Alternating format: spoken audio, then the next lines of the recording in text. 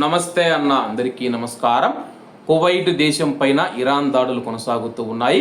కువైట్లోని కీలక ప్రదేశాలను లక్ష్యం చేసుకొని ఇరాన్ దాడులు చేస్తూ ఉంటే కువైట్ ఎయిర్ డిఫెన్స్ సిస్టమ్ వాటిని విజయవంతంగా తిప్పికొడుతూ ఉంది. కువైట్ నేషనల్ గార్డు దళాలు కీలక ప్రకటన చేశాయి. వివరాల్లోకి వెళితే కువైట్ నేషనల్ గార్డు తన యొక్క పరిధిలోని ప్రాంతాల్లోకి ప్రవేశించిన 4 డ్రోన్లను విజయవంతంగా అడ్డుకున్నట్లు సోమవారం ఉదయం ప్రకటించింది.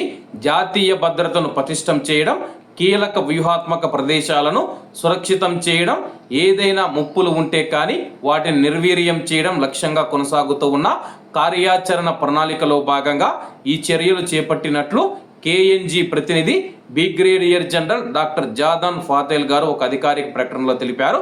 సంబంధిత అధికారులు జారీ చేసిన భద్రతా సూచనలు ప్రజలు తప్పకుండా పాటించాలని చెప్పిన విజ్ఞప్తి చేశారు.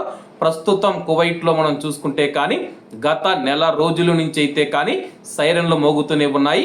ఇరాన్ దేశం కువైట్ పైన ప్రయోగిస్తూ ఉన్న మిసైళ్లు కావచ్చు, డ్రోన్లు కావచ్చు, అలాగే క్రూయి క్షిపణులు కావచ్చు, అవి కువైట్ గగనతలంలోకి ప్రవేశించక ముందే కువైట్లోని ప్రజలను అలర్ట్ చేసేదానికి సైరన్లు మోగుతూ ఉన్నాయి. ఈ సైరన్లు మోగినప్పుడు కువైట్లోని ప్రజలు ఎవరైతే ఉన్నారో అధికారుల సూచన మేరకు సురక్షిత ప్రాంతాలకు వెళ్ళి తలదాచుకోవాలని చెప్పి తెలుపుతూ ఉన్నారు. కువైట్లోని సురక్షిత ప్రాంతాలు ఏవంటే కానీ మెట్ల కింద దాక్కోవడం, అలాగే కువైట్లోని అత్యంత సురక్షితమైన ప్రాంతం కువైట్లోని సెర్దాపు ప్రాంతం అని చెప్పేసి కువైట్ సైన్యం కూడా ప్రకటించింది.